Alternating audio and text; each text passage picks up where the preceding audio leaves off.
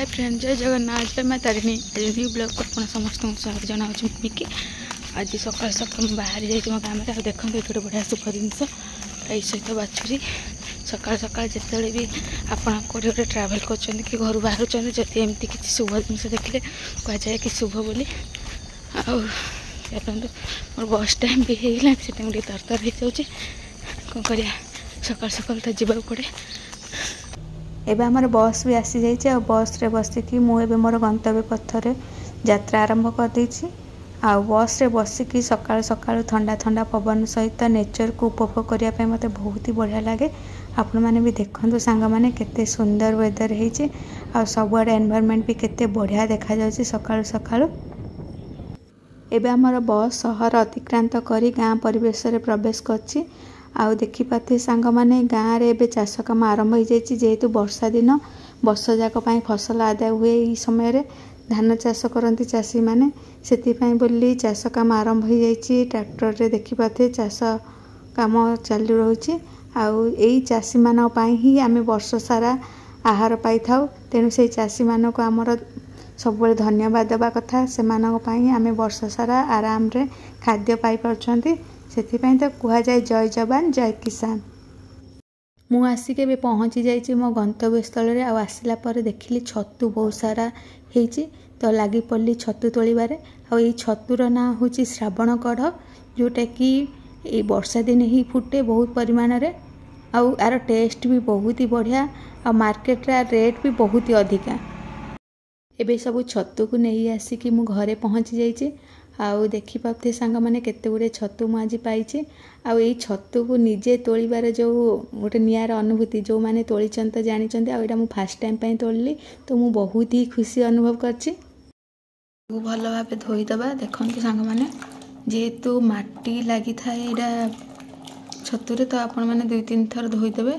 आ धोइला पर एमिति पूरा व्हाइट कलर हे जिवो छतुटा देखंतु।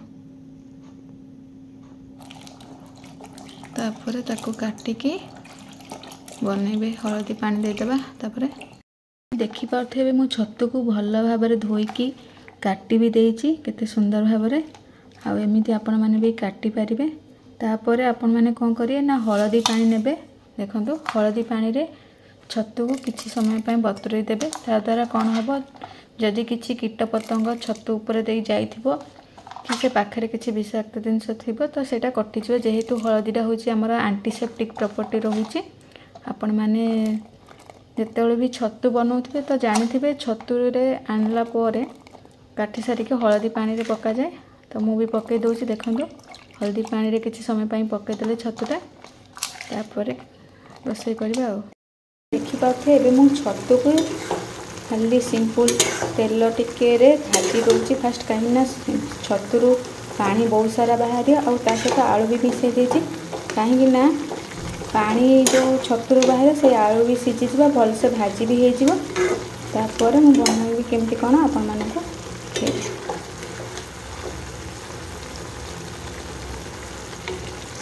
देखी पाखे एबे मु बटा मसला मशरूम पाई नहीं जाइछि। खारा मसला अदा रसुण पियाज ता सहित टमाटो आ जहाँ सब खारा मसला कंचा लंका सब नहीं भल भाव तेल सहित भाजी दूसरी आ किसी समय पर ग्राइंड करदेवी। ताहले ग्रेवीटा कौन हम ना बहुत बढ़िया हम आउ टेस्ट भी तार बहुत ही बढ़िया रहिबो। देखो तेलटा टिके छाड़ीदेला आपण ताकू ये मसलाटा को फैन पवन देकी ठंडा करदेवे तापर ग्राइंड करेंगे। माने मु एबे भाजी देइछि छतु आलू को भाजिकी साइड कर रखी देइछि।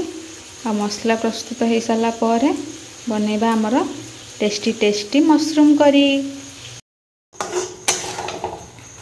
देखो सामने मैंने जो मसला प्रस्तुत करथिले आमे ताको मु ग्राइंड कर देइछि तार टेक्सचर एमिति रहियो। तापर मुझे मसला सब देबी।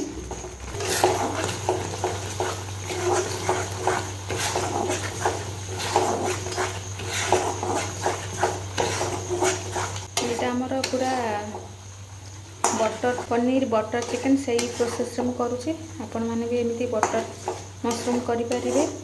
देसी मशरूम रे भी बहुत टेस्ट बहुत बढ़िया आसीबो।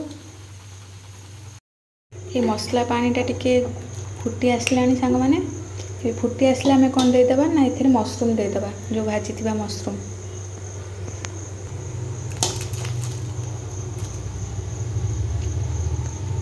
मशरूम को दे सारा पर किसी समय छाड़देबा भल से फुटापी आ ग्रेवीटा टिके ठीक हाँपाई तापर रेडी हो आमर बटर मशरूम सांग मैंने आमर तरकारी भी रेडी हो जाए तरकारी सहित मु बनी देती चकुली पिठा खाइबा देखिए केमती कौन लगुच देखिए सांग मैंने चकुली पिठा सहित छतु तरकारी छतु तरकारी टेस्ट करिया बढ़िया लगुच पूरा बटर पनीर बटर चिकेन जमती सेमती ही टेस्ट आसे छतुर तो टेस्ट आपण मैंने जानते श्रावण छतु बहुत ही बढ़िया लगे बढ़िया है चकुली सहित छतु तरकारी बढ़िया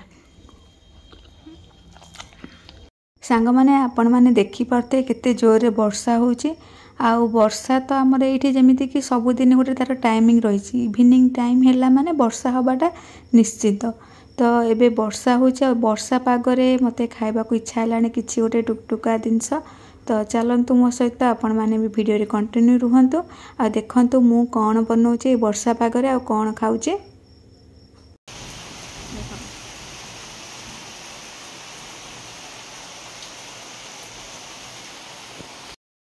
सांग मैंने देखी पाथि एबे हमर देसी मटर चना जोटा कि पूरा गाँवली एरिया रे एटा होइथे फसल करा जाइथे से देसी मटर चना को भाजी दूसरी संध्या समय खाइबा देखु केमती कौन है एरिया रे जदि देसी मटर चना फसल होता है आपण मैंने कौन करेंगे ना सुखी जाए रखाई था जेहेतु माने पूरा वर्ष जाक खायापी तो ताकू कौन करेंगे ना टे पूर्व दिन राति ना 6-7 घंटा पूर्वर टे पानी रे भिजे देथिबे तापर टिके तेल आउ लुण देकी भल से भाजीदेवे देखिए टेस्ट बहुत ही बढ़िया ये वर्षा दिन एमती मटर चना जोड़ा टे पार्टीटा टे टुक टुक करे समस्त जानते वर्षा दिन टे बस वर्षा को एंजॉय करने भल लगे तो एमती चना बनईकि आप खाईपारे सांग मैंने आज ब्लॉग तो आपण मैंने देखिले श्रावण कड़ छतु तरकारी केमिति कौन मु तैयारी कले जदि आज ब्लॉगटी आपण मानक भल लगी then like share and comment करेंगे आउ हाँ जो मैंने मो चैनल को नुआ विजिट कर सब्सक्राइब करने को जमा भूलें। रोची नमस्कार।